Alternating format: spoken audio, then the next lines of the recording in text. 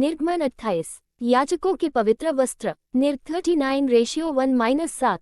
1। फिर तू इस्राएलियों में से अपने भाई हारून और नादाब, अबीहू, एलियाजार और ईतामार नाम उसके पुत्रों को अपने समीप ले आना कि वे मेरे लिए याजक का काम करें।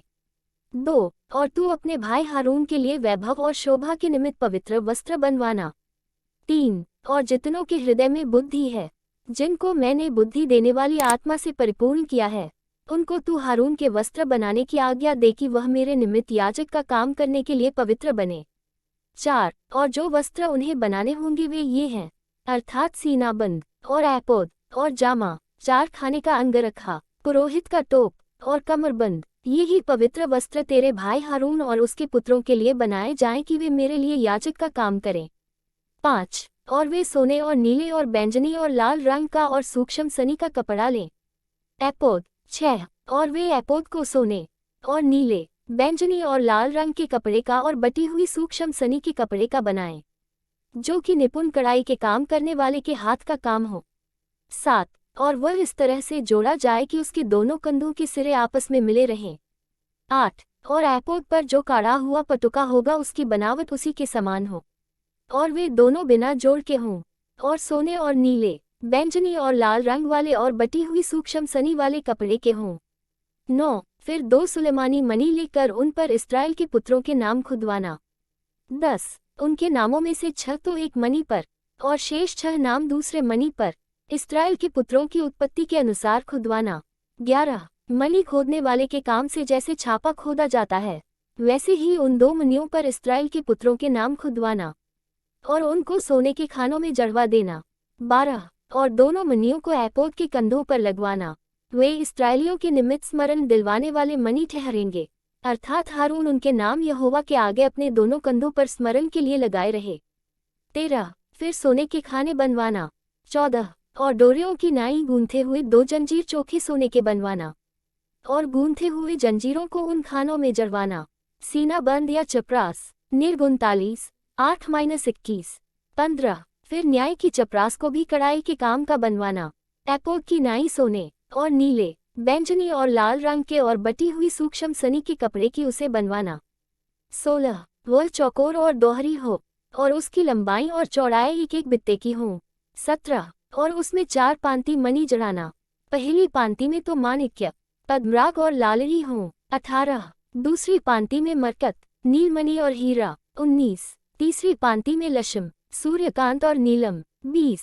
और चौथी पांति में फीरोजा, सुलेमानी मणि और यशब हों। ये सब सोने के खानों में जड़े जाएं। 21। और इस्राएल के पुत्रों के जितने नाम हैं उतने मणि हों, अर्थात उनके नामों की गिनती के अनुसार 12 नाम खुदें। 12 गोत्रों में से 1-1 का नाम 1-1 मणि पर ऐसे खुदे जैसे छापा खोदा जाता है। 22। फिर चपरास पर डोरियों की नाई, गूंथे हुए चोखे सोने की जंजीर लगवाना। 23। और चपरास में सोने की 2 कदियां लगवाना, और दोनों कदियों को चपरास के दोनों सिरों पर लगवाना। 24। और सोने की दोनों गूंथे जंजीरों को उन दोनों कदियों में जो चपरास के सिरों पर होंगी लगवाना। 25। और गूंथे हुए दोनों जंजीरों के दोनों बाकी सिरों को दोनों खानों में जड़वा के एपोद के दोनों कंधों के बंधनों पर उसके सामने लगवाना। 26। फिर सोने की 2 और कदियां बनवाकर चपरास के दोनों सिरों पर, उसकी उसकोर पर जो एपोद की भीतर की ओर होगी लगवाना। 27। फिर उनके सिवाय सोने की 2 और कदियां बनवाकर एपोद के दोनों कंधों के बंधनों पर, नीचे से उनके सामने और उसके जोड़ के पास एपोद के काढ़े हुए पटुके के ऊपर लगवाना। 28। और चपरास अपनी कदियों के द्वारा एपोद की कदियों में नीले फीते से बांधी जाए, इस रीति वह एपोद के काढ़े हुए पटुके पर बनी रहे, और चपरास एपोद पर से अलग न होने पाए। 29। और जब जब हारून पवित्र स्थान में प्रवेश करे, तब तब वह न्याय की चपरास पर अपने हृदय के ऊपर इस्राएलियों के नामों को लगाए रहे, जिससे यहोवा के सामने उनका स्मरण नित्य रहे। 30। और तू न्याय की चपरास में उरीम और तुम्मीम को रखना, और जब जब हारून यहोवा के सामने प्रवेश करे, तब तब वे उसके हृदय के ऊपर हों। इस प्रकार हारून इस्राएलियों के न्याय पदार्थ को अपने हृदय के ऊपर यहोवा के सामने नित्य लगाए रहे। अन्य याजकीय वस्त्र। निर्ग 39, 22-31। 31। फिर एपोद के बागे को संपूर्ण नीले रंग का बनवाना। 32। और उसकी बनावट ऐसी हो कि उसके बीच में सिर डालने के लिए छेद हो, और उस छेद की चारों ओर बख्तर के छेद की सी एक बुनी हुई कोर हो। कि वह फटने न पाए। 33 और उसके नीचे वाले घेरे में चारों ओर नीले, बैंगनी और लाल रंग के कपड़े के अनार बनवाना और उनके बीच बीच चारों ओर सोने की घंटियां लगवाना। 34 अर्थात एक सोने की घंटी और एक अनार, फिर एक सोने की घंटी और एक अनार। इसी रीति बागे के नीचे वाले घेरे में चारों ओर ऐसा ही हो। 35 और हारून एक बागी को सेवा टहल करने के समय पहना करे कि जब जब वह पवित्र स्थान के भीतर यहोवा के सामने जाए, वह बाहर निकले, तब तब उसका शब्द सुनाई दे, नहीं तो वह मर जाएगा। 36 फिर चोखे सोने का एक टीका बनवाना और जैसे छापे में वैसे ही उसमें ये अक्षर खोदे जाएं, अर्थात यहोवा के लिए पवित्र। 37 और उसे नीले फीते से बांधना और वह पगड़ी के सामने के हिस्से पर रहे। 38 और हारून के माथे पर रहे, इसलिए कि इस्राएली जो कुछ पवित्र ठहराएं, अर्थात जितनी पवित्र वस्तुएं भेंट में चढ़ावे, उन पवित्र वस्तुओं का दोष हारून उठाए रहे और वह नित्य उसके माथे पर रहे, जिससे यहोवा उनसे प्रसन्न रहे।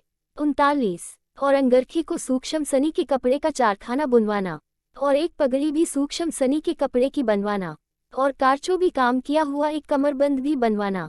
40 फिर हारून के पुत्रों के लिए भी अंगरखे और कमरबंद और टोपियां बनवाना, ये वस्त्र भी वैभव और शोभा के लिए बने। 41 अपने भाई हारून और उसके पुत्रों को ये ही सब वस्त्र पहनाकर उनका अभिषेक और संस्कार करना और उन्हें पवित्र करना कि वे मेरे लिए याजक का काम करें। 42 और उनके लिए सनी के कपड़े की जांघियां बनवाना जिनसे उनका तन ढपा रहे, वे कमर से जांघ तक की हों।